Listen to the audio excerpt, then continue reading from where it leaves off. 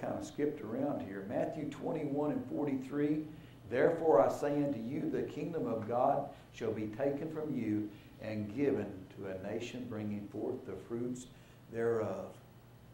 Again, this is not the first time in Lazarus and the rich man when Jesus has told the old covenant Jews that you're going to be cast into outer darkness. You're going to be taken and removed from the presence of God. The kingdom of God is going to be removed from you and given to another.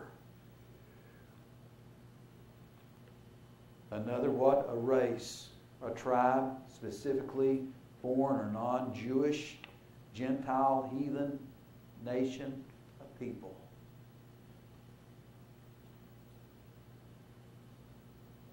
And if they wanted to be a part of it, they now had to be grafted back into the New Covenant church. Angels carried this poor man in the story of Lazarus and the rich man, carried him into Abraham's bosom. And now then here in the 10th chapter of Acts, we find a Gentile, the first Gentile to come into the church. And what happened to him? In a vision about the 9th hour of the day, an angel of God come to him and did what? Carried him into the presence of God, into Abraham's bosom.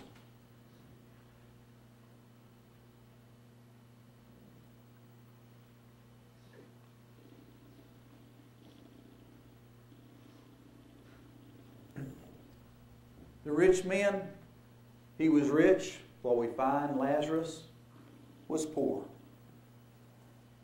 He wore purple cambric. He made merry, was cheerful or splendidly. And the Lazarus, the poor man, probably crippled, was laid, diseased, full of sores. The rich man had a nice house. He gave Lazarus food, particle or food left over, the scraps off of his table. And Lazarus was hungry, desiring to be fed. When you're hungry, oftentimes you'll find yourself stooping to eat what you wouldn't imagine. The rich man died, and Lazarus died. They had two things in common. One thing in common there, I guess you'd say. And after he died, the rich man, he lifts up his eyes.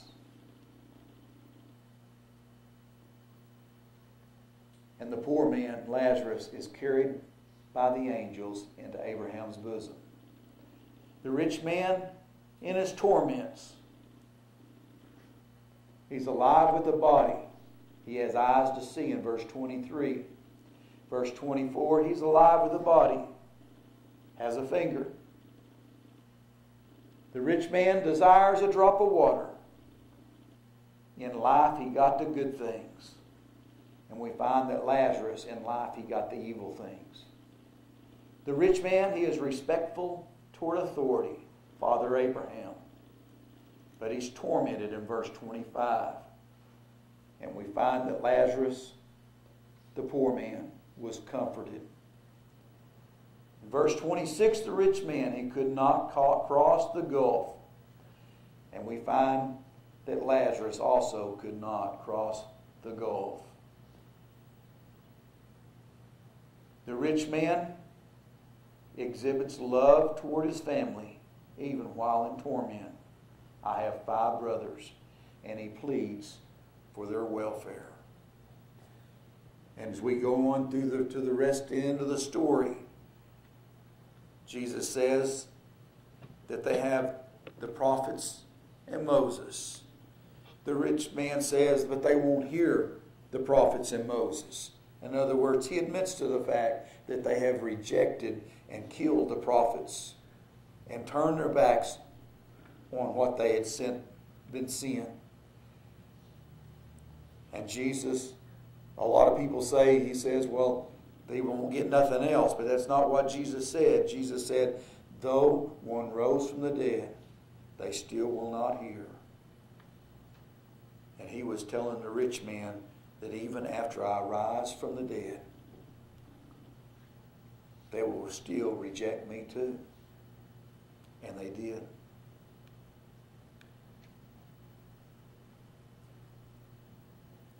From what is literally stated about these two individuals, it's hard to find condemnation or praise for either party.